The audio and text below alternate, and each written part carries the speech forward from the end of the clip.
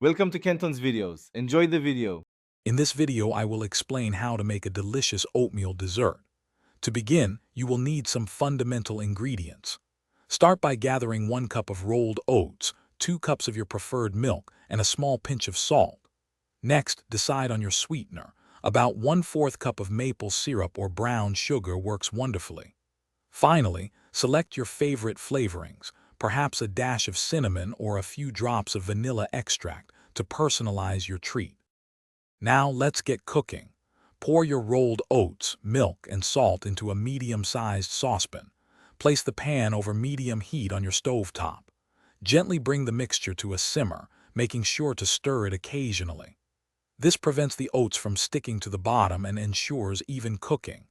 Continue to cook for approximately 5 to 7 minutes, or until the oats have absorbed most of the liquid and become wonderfully tender and creamy.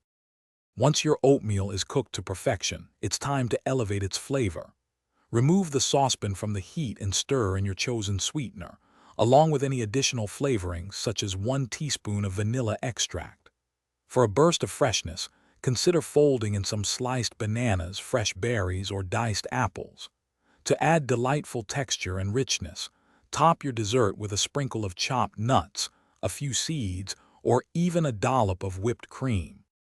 Your delicious oatmeal dessert is now ready to be enjoyed. You can serve it warm immediately in individual bowls or ramekins for a comforting treat. Alternatively, if you prefer a cold, pudding-like consistency, simply chill it in the refrigerator for at least 30 minutes before serving. Don't be afraid to get creative.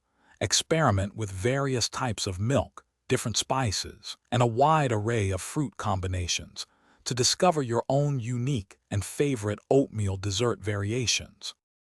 Thanks for watching. Consider subscribing if we helped you.